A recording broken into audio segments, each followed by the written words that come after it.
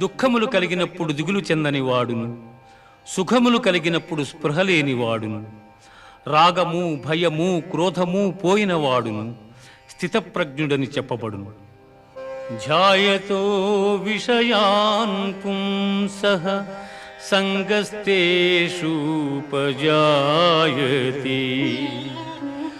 సంగాత్ సంజాయతే కామః కామాత్ క్రోధోభిజాయతే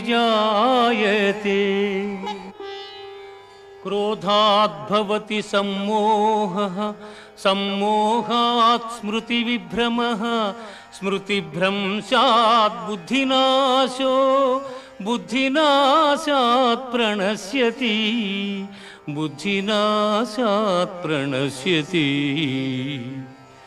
విషయవాంఛలను గూర్చి సదా మననము చేయువానికి